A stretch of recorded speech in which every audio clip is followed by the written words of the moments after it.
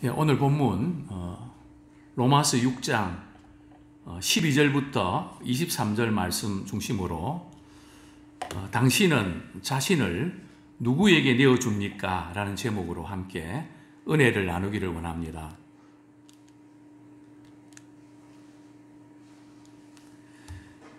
당신은 자신을 누구에게 내어줍니까? 라는 제목으로 함께 은혜를 나누기를 원합니다. 사람은 자신을 누구에게 내어주는가에 따라서 자신의 인생이 결정된다고 해도 과언이 아닙니다. 많은 사람들이 내가 무엇을 해야 하느냐, 또 내가 무엇을 했느냐, 거기에 많은 신경을 쓰는데, 물론 그거 중요하죠. 그러나 우리 하나님 보실 때는 그게 중요한 것이 아니고, 너는 지금 누구인가? 너는 과연 어떤 사람인가? 우리 하나님은 그것을 보십니다. 또 세상 사람들은 성공이나 출세가 대단히 중요합니다. 잘 되는 게 중요하죠. 물론 그것이 대단히 중요합니다. 또 신자들은 삶의 궁극적인 목표가 행복이라고 생각합니다. 물론 우리 신자가 행복해야죠. 그러나 행복이 우리 신자의 삶의 목표가 될 수 없습니다. 신자의 삶의 목표는 행복을 넘어서 거룩입니다. 우리가 얼마나 많이 봉사하고 얼마나 많은 일을 하는 것보다 더 중요한 것은 얼마나 주님 앞에서 거룩한 삶으로 주님이 기뻐하시는 삶으로 만들어져 가고 있는가. 영적인 실력, 교회의 실력은 다른 데 있는 것이 아니라 숫자에 있는 것도 아니고 프로그램에 있는 것도 아니고 행사에 있는 것도 아니고 한 사람 한 사람의 성도들이 얼마나 우리 하나님이 기뻐하시는 삶의 모습으로 성화되어 가는가. 거기에 초점이 맞추어지기를 소원합니다. 오늘 본문에 보면 두 부류의 사람이 있습니다. 첫 번째 사람은 자기 자신을 죄에게 내어주는 죄의 종이 있습니다. 우리는 시간, 공간, 우리의 삶의 현장에서 우리 자신을 자꾸 어디다 내주는가. 그런 점에서 우리가 스트레스를 받고 힘들 때에 애따 모르겠다 그냥 될 대로 되라지, 우리는 그런 마음 풀린 자리에 들어가면 안 됩니다. 우리는 매 순간순간마다 우리는 정신을 차려야 됩니다. 과연 내가 이렇게 하는 것이 구원받은 하나님의 자녀로서 합당한가? A씨는, 우리는 믿음의 사람들은 A씨가 없어야 돼요. 주님 명령하시면 제가 이렇게 하겠습니다. 항상 우리는 우리의 생명이 끝나는 그날까지 영적인 긴장을 늦추지 않기를 원합니다. 또 두 번째 부류의 사람은 자신을, 우리 17절 한번 같이 읽겠습니다. 16절. 로마서 6장 16절 같이 읽겠습니다. 시작. 너희 자신을 종으로 내주어 누구에게 순종하든지 그 순종함을 받는 자의 종이 되는 줄을 너희가 알지 못하느냐? 혹은 죄의 종으로 사망에 이르고 혹은 순종의 종으로 의에 이르니라. 죄의 종이 있고요. 그리고 순종의 종이 있습니다. 죄의 종은, 죄는 본래 불순종에서부터 비롯된 거죠. 엄밀한 의미에서는 불순종의 종과 순종의 종으로 나눠집니다. 또 자신을 죄에게 내주는 사람, 또 여기에 이 의에 이른다는 것은 생명입니다. 또 생명의 근원은 하나님이십니다. 그러니까 어떤 사람은 죄에게 자꾸 자신을 내주는 사람이 있는가 하면, 어떤 사람은 하나님께 자신을 늘 드리기를 힘쓰는 사람이 있습니다. 두 부류의 사람밖에 없습니다. 중립은 없거든요. 과연 나는 죄의 종인가? 아니면 의의 종인가? 우리 교회 안에도, 우리 또 가정에서 교회는 다니지만 우리 자녀들이 과연 죄의 종인가 아니면 의의 종인가? 당신은 누구의 종입니까? 오늘 본문에 보면 우리 그동안 로마서 우리 6장에 보면 이제 그 주어가 6장 1절에 뭐 그런즉 우리가 무슨 말을 하리요? 은혜에 더하게 하려고 죄에 가겠느냐? 바울은 그 대명사를 우리라고 이렇게 표현합니다. 이 우리는 바울 일행이고 로마에 있는 성도들이죠. 그런데 오늘 로마서 6장 이제 11절부터 이렇게 보면 오늘 12절도 그렇고요. 주어가 바뀝니다. 어떻게 바뀌죠? 너희. 이 너희가 누굽니까? 이것은 성경 말씀을 우리가 이 또 편지를 읽는 독자들이고 오늘 믿음의 사람인 우리를 가리킵니다. 바울 일행뿐만 아니라 그때뿐만 아니라 지금도 너희는 12절 말씀 같이 읽겠습니다. 시작. 그러므로 너희는 죄가 너희 죽을 몸을 지배하지 못하게 하여 몸의 사욕에 순종하지 말고 13절 또한 너희 지체를 불의의 무기로 죄에게 내주지 말고 오직 너희 자신을 죽은 자 가운데서 다시 살아난 자 같이 하나님께 드리며 너희 지체를 의의 무기로 하나님께 드리라. 믿음으로 의롭다 하심을 받은 사람은 이제 우리는 죄의 종이 아니고 이제 의의 종이 되었습니다. 즉 그리스도의 종이 됐단 말이죠. 그럼에도 불구하고 우리는 육신을 갖고 있기 때문에 죄를 짓기 쉽습니다. 그래서 사도 바울은 오늘 본문을 통해서 너희에게 죄가 너희 몸을 지배하지 못하도록 해라. 그리고 우리 믿음의 사람들은 하나님께서 우리의 죄를 끊어달라고만 할 것이 아니라 우리의 눈으로 보고 귀로 듣고 입으로 말하고 이 모든 우리의 이 모든 우리의 그 기관을 총동원해서 이것이 죄 짓는 데 사용되면 안 된다는 거죠. 그래서 우리는 말할 때도 무슨 들을 때도 볼 때도 어디 갈 때도 죽을 몸, 육체에 이 죄의 근성이 있는 거기에 그것이 왕도를 하지 말고 그것이 지배하지 못하도록 해라. 하나님께서 가인에게 나타나셔서 하나님은 가인이 그 예배 드리다가 시험 들어갔고 동생을 죽이려고 하는 생각까지 아셨습니다. 직접 찾아오셔서 말씀 주셨죠. 가인아, 너가 안색이 변하고 분노가 가득한 것은 왜 그러냐? 죄가 문 앞에 엎드렸다. 죄의 소원은 있지만 너는 죄를 다스려라. 그러니까 우리는 죄의 소원이 육신이 있기 때문에 자꾸 소원이 올라옵니다. 이상한 생각도 들고 엄난한 생각도 들고 욕심도 생기고 오늘 본문에 보면 12절에 보면 6장 11절에 보면 몸의 사욕에 순종하지 말고 이 죄는 다른 게 아니고요. 욕심이 잉태하면 죄를 낳습니다. 욕심을 자꾸 갖게 되면 돈이 많이 필요한데 내가 돈을 어디서 벌지? 월급 받아갖고 될 일이 아니고 뭔가 좀 다른 방향으로 좀 이렇게 돈이 들어와야 되는데 오늘 젊은이들 고민 아닙니까? 제가 며칠 전에 이발소에 가서 그분과 이야기하면서 그분이 그러더라고요. 자기 딸이 직장 다니면서 공무원으로 매달 200만 원씩 모아갖고 5년에 1억을 모았답니다. 대단하죠? 어떻게 한 달에 200을 모읍니까? 하나도 안 썼대요.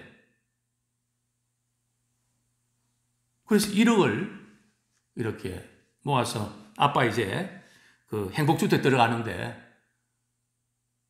들어가는 것은 괜찮은데 매달 말이죠. 100만 원 내고 관리비까지 150 든다는 거죠. 이게 이런 주택 정책으로는 안 됩니다. 150을 주고 되게 60세 넘은 분들이 소득이 있는 분들이 어디 있습니까? 거의 없거든요. 뭐 자녀 키우고 다 뭐 이렇게 해서 돈이 어디 있습니까? 참 그렇게 해도 참 힘든데 그래서 이 젊은이들이 결혼하겠냐고요. 아예 포기할 수밖에 없는. 그러니까 뭐 이렇게 어떻게 하면 이 집도 마련하고 고민 안 하겠습니까? 그래서 비트코인인가요?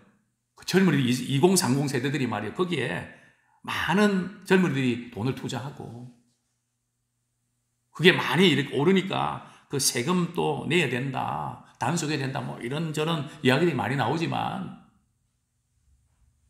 결국은 우리는 욕심이 인격에서 죄를 낳고요. 죄가 장성하면, 죄가 자라면 뭐가 된다고요? 바로 사망에 이르는. 죄의 종이 되면 사망에 이른다는 거죠. 그러니까 우리에게 욕심이 늘 우리에게 있습니다. 욕심 없는 사람이 어디 있겠습니까? 그런 것들이 올라올 때마다 거기에 굴복하지 마라. 죄의 소원은 있지만 그거를 우리는 다스려야 됩니다. 우리가 예수 믿을 때 회심했다 그러죠. 회심했다는 게 뭔지 아십니까? 회심하면 분명히 달라지는 게 있습니다. 뭐가 달라지는가 하면 죄의 종에서 의의 종으로 바뀌는 겁니다. 욕심의 종에서 거룩의 종으로 바뀌는 겁니다. 죄에서부터 하나님께로 돌아서는 것이 회심입니다. 하나님 믿고 예배드리고 믿는다고 하지만 방향은 말이죠. 여전히 하나님을 향한 것이 아니라 세상으로 향하고 있다면 그것은 진정한 회심이 아닙니다. 진정한 회심은 방향이 바뀌는 거죠. 과연 우리는 우리의 우리 지체는 우리 신체 기관 아닙니까? 입, 눈, 코, 귀, 발,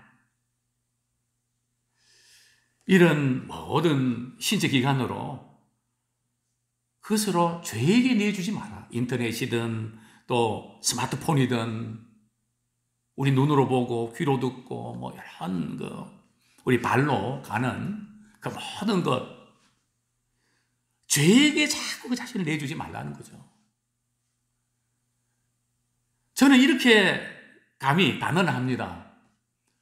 사람은 누구나 스트레스를 받는데 스트레스를 어떻게 푸는가에 따라서 그 인생이 결정됩니다. 스트레스를 죄 짓는 쪽으로 풀면 그 죄에 엮여서 그 인생을 망치게 됩니다. 우리는 스트레스를 인간적으로 풀지 말고 참 하나님께 주신 그 은혜, 우리 믿음의 사람들은 우리 하나님을 기쁘시게 하는 그 일에 쓰임받기 위해서 바쁩니다. 늘 시간이 모자라지 않습니까? 할 일이 너무 많지 않습니까? 불의의 병기로 너희 지체를 죄 짓는데 이렇게 굴복시키지 말라. 이 부분을 계속 강조를 합니다. 우리 15절 말씀도 같은 맥락입니다. 같이 읽겠습니다. 시작. 그런즉 어찌하리요? 우리가 법 아래 있지 아니하고 은혜 아래 있으니 죄를 지으리요? 그럴 수 없느니라. 은혜 아래 있다고 죄를 지을 수 있느냐? 죄사함 받고 은혜 받았다고 그냥 마음 이렇게 풀어져서 죄 짓는데 내 자신을 끌고 갈 수 있느냐? 그럴 수 없다는 거죠. 과연 우리가 이렇게 의의 종이 되었다면 주님을 섬기는 일들, 교회를 섬기는 일에 관심을 갖게 됩니다. 나는 거기에 대해서 아무 책임도 없고 관심도 없다 그러면 말이죠. 그 사람은 아직도 죄의 종입니다. 벌써 이 관심 분야가 달라지거든요. 어떻게 하면 주님이 기뻐하신 일이고 내 몸을 하나님이 기뻐하시는 그 도구로 몸된 교회를 위해서 섬길 수 있을까? 거기에 그냥 올인하는 사람은 의의 종입니다. 어떤 점에서 그분은 최고의 복된 사람이죠. 마지막 순간에 우리가 무덤에 들어갈 때 말이죠. 남는 것은 저는 늘 장례식을 그동안 수없이 했습니다. 그때마다 제가 확인되고 또 확인되는 것은 세상에서 유명한 의사, 사업가, 정치인 뭐 그런 분들 세상에서는 존경받고 부러움의 대상 맞죠. 그러나 이제 하간 예식 드리면서 관이 들어갈 때 고 아무아무의 성도, 고 아무아무의 장로, 고 아무아무의 권사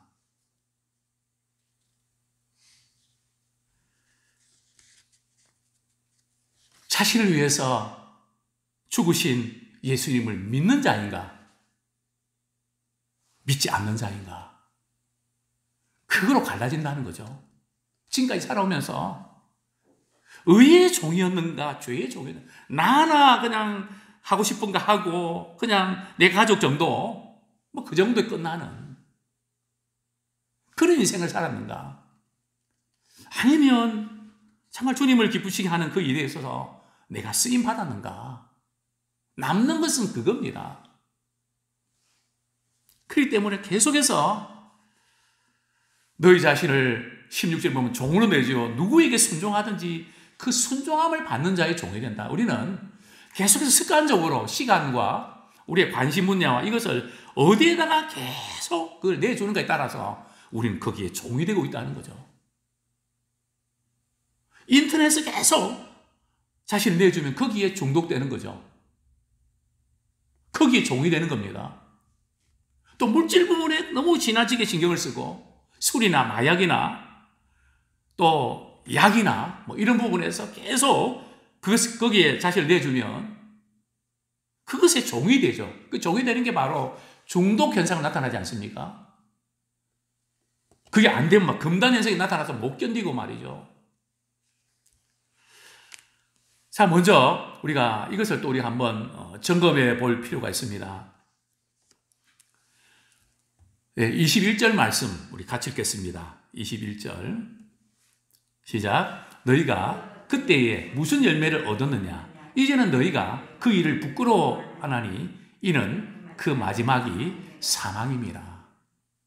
우리 어떤 결정을 할 때에 또 우리가 선택하는 것은 자유입니다. 하나님께서 그 죄를 막아주시고 그렇지 않습니다. 막아주시는 경우는 특별한 경우입니다. 우리 하나님께서는 죄의 종로를 하지 말라고 그걸 단호히 거부하라고 주님 말씀하셨거든요. 또 믿음으로 의롭다함을 받은 사람은 우리가 의로워졌기 때문에 죄 짓는 것이 싫습니다. 이제는 죄 짓는 게 재밌었는데 의로움을 경험한 사람은 이전에는 죄 지을 때 재밌고 그랬는데 이제는 뒤끝이 영 안 좋은 겁니다. 영적인 뒤끝을 알아야 됩니다. 그래서 우리는 영적으로도 뒤끝이 좋은 것을 택게 됩니다. 당장 좋은 것보다.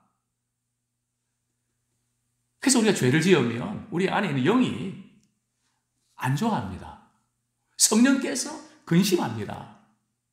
그리고 무엇보다도 우리는 선택할 때에 어떤 결정을 할 때에 우리는 영적으로 내다봐야 됩니다. 내가 만약에 이렇게 결정하고 이렇게 행동하면 이렇게 말하면 어떻게 될까? 결과를 미리 내다봐야 됩니다. 그런데 어떤 사람들은 이런 것을 내다보는 것 시야가 너무 좁습니다. 마치 밤에 운전하는 것처럼. 이 대표적인 케이스가 바로 하와입니다. 뱀이 하와를 유혹할 때 이렇게 유혹하죠. 선악을 알게 하는 나무 열매를 따먹으면 뭐같이 된다고요? 하나님같이 된다는 거죠. 그냥 뭐가 된다는 거. 그 말 듣고 선악을 알게 하는 나무 열매를 보니까 먹음직도 하고 보암직도 하고 말이죠. 그게 따먹었잖아요. 지금 하와가 못 본 게 뭡니까? 뱀의 말을 듣고 말이죠. 만약에 지금 하와는 그걸 알고 있었거든요. 이 열매 따먹으면 어떻게 된다고요? 남편 통해서 정령 죽는다는 거 들었거든요. 그 변수, 그 가능성은 고려하지 않는 거죠. 다만 여기에 투자하면, 이것 하면 돈 많이 번다더라, 성공한다더라. 그래서 그것만 보이는 거죠. 마치 강도가 말이죠. 밤에 부잣집에 말이죠. 담을 넘어서 이렇게 부잣집에 들어가려고 하는데 이 강도의 눈에는 뭐가 보이는지 아십니까? 저 부잣집에 금이 얼마나 들어있을까? 금고를 털면 현찰이 얼마나 있을까? 야, 그거 한탕하면, 한번 털면 평생 편하게 살겠다. 막 그것만 보이는 거죠. 근데 뭘 고려하지 않습니까? 만약에 붙잡히면 감옥에 들어가서 옥살이 할 거, 이게 안 들어온단 말이죠. 정말 우리는 믿음의 사람들은 죄의 결과를 봐야 됩니다. 죄의 싹은 사망입니다. 또 죄의 결과는 그동안 살아오면서 너희들이 예수 믿기 이전에 너희들이 무슨 열매 맺었냐? 부끄러운 열매 맺지 않았냐? 어떤 열매 맺었냐? 그걸 한번 점검해 봐라. 이제 우리는 죄에서부터 해방되어서 거룩함에 이르는 의의 열매를 맺기 원합니다. 왜냐하면 그 마지막은 뭘까요? 21절, 22절 같이 읽겠습니다. 21절, 22절 같이 읽겠습니다. 시작. 너희가 그때 무슨 열매를 얻었느냐? 이제는 너희가 그 일을 부끄러워하나니 이는 그 마지막이 사망임이라. 그러나 이제는 너희가 죄로부터 해방되고 하나님께 종이 되어 거룩함에 이르는 열매를 맺었으니 그 마지막은 영생이라. 우리는 항상 그 마지막을 볼 수 있는 눈이 열리기를 원합니다. 순간의 선택은 영혼을 그렇게 좌우합니다. 자신을 누구에게 내어주는 것에 따라서 우리 인생은 결정된다고 해도 과언이 아닙니다. 계속해서 자신을 죄에게 내어주시겠습니까? 아니면 하나님께 자신을 내어드리겠습니까? 이제 우리는 죄의 유혹에 대해서는 단호히 배격해야 됩니다. 그러기 위해서는 먼저 우리 자신의 약점을 알아야 됩니다. 여자에 약한지, 돈에 약한지, 어떤 화가 나면 분노를 참지 못하는지, 우리는 각자 우리의 약점들이 있습니다. 사단은 우리의 약점을 걸고 넘어지는데 기가 막힙니다. 그래서 우리는 그런 사단이 공격할 수 있는 그 부분들을 우리가 보면서 그런 환경이나 그런 부분들을 때때로 피해야 됩니다. 극단적인 분노를 참지 못할 때는 그 자리를 피하든지, 한 템포 늦추면 돌아오거든요. 그때는 무조건 피해야 됩니다. 어쨌든 우리 자신이 그런 약점들을 잘 알고 있기 때문에, 그래서 죄는 이번만 하고 죄 안 지으면 되지, 이번만 아닙니다. 죄는 군대 용어로 초전 박살입니다. 초전에 말이죠, 박살을 내놔야지. 이게 자꾸 고개를 들고 말이 들어오면 거기에 붙잡히면 됩니다. 죄의 지배를 받게 되는 거죠. 또 우리는 죄의 유혹이 이렇게 들어올 때, 그죠? 제일 좋은 것은 말이죠, 죄의 유혹이 이제 들어올 때에 분노 참지 못할 때, 그때 어떻게 대처합니까? 폭발하고 그냥 맙니까? 우리는 그때 기도해야 됩니다. 근데 문제는 기도할 마음도 안 나고 생각이 안 나는 게 있죠. 그런 생각이 안 들죠. 그러나 우리는 그때 기도, 하나님, 내가 지금 폭발할 것 같습니다. 주님 저를 다스려주세요. 그래 벌써 기도 딱 하면요, 우리 안에 계신 성령께서 그 막을 수 있는 힘이 생깁니다. 이게 만약에 실제로 되는 분이 있다면 정말 좋습니다. 우리 한번 그렇게 해보십시오. 미워서 죽겠습니다. 막 그럴 때 말이죠. 그 마음을 우리가 어떻게 다스립니까? 주님, 제 마음이 왜 이런지 모르겠습니다. 주님 마음을 제게 주십시오. 또 두 번째는 말이죠. 한번 이렇게 보십시오. 막 죄를 짓고 싶고 막 유혹이 가득할 때 이렇게 선포하십시오. 나는 이제 죄의 종이 아니야. 예수님이 나의 주인이야. 나는 예수님이 내 삶의 주인이 되기를 원한다고 선포하십시오. 요셉을 보십시오. 그 피 끓는 성적 욕구가 강한 그 젊은 요셉이 보디발의 말을 그렇게 유혹할 때 어떻게 극복합니까? 지금 하나님께서 내가 하나님 앞에서 어떻게 득지하겠습니까? 하나님 눈을 의식한단 말이죠. 그럴 때에 죄의 소원이 있지만 다스릴 수 있는 힘이 생기는 거죠. 우리 예수 믿는 사람 이미 우리 안에 성령이 계셔서 그분이 죄를 다스리는 힘을 주십니다. 우리의 거룩이라는 것이, 거룩해지는 것이 하나님의 은혜입니다. 우리 안에 계신 성령님께서 죄를 다스리는 힘을 주십니다. 이제 말씀을 맺겠습니다. 우리는 죄의 종이 되지 말아야지. 안간 힘을 쓴다고 죄의 종에서 벗어날 수 있는 게 아닙니다.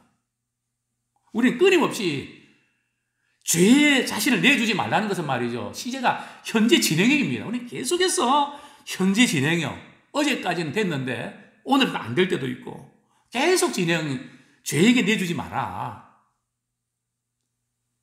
너희 지체를 불의의 병기로 죄에 내주지 마라. 죄 안 지어지 해서 끊을 수 있는 게 아니라는 거죠. 이건 소극적인 거고요. 적극적인 것은 우리 자신을 의의 병기로 하나님께 우리 자신을 드리십시오. 집에서 막 그냥 다투고 기분 나쁘고 막 그냥 무슨 일이 터질 것 같고 막 그럴 때 말이죠. 교회 오십시오. 목사님, 교회 할 일 없습니까? 자신을 하나님께 드리십시오. 그러면 그 분노와 이 모든 것도 이길 수 있는 힘이 생기고요. 이런 것들이 자꾸 쌓일 때에 영성이 생기는 겁니다. 죄를 끊을 수 있는 영역이 생기는 겁니다. 아무쪼록 우리는 의의 종이 되는 하나님을 기쁘시게 하는 그 일에 힘쓰다 보면 죄 짓고 싶은 욕구나 이런 부분들이 약화됩니다. 그래서 우리는 육체의 소욕이 아니라 성령의 소욕을 쫓아 살아가기 원합니다. 매 순간 우리 약한 부분이 틈타고 우리에게 자꾸 힘들고 그래 다 잊어버리고 근데 하고 싶은 데 한번 해봐. A 모르겠다 하고 말이죠. 그 A가 사람을 망칩니다. 바로 그때 말이죠. 정신을 똑바로 차리고 정말 주님이 기뻐하시는 일이 무엇이지? 내가 지금 어디를 향하고 있는 것이지? 정말 하나님을 기쁘시게 하는 그 일에 나는 마유이를 보지 마는 그런 우리 모두가 되기를 축원합니다.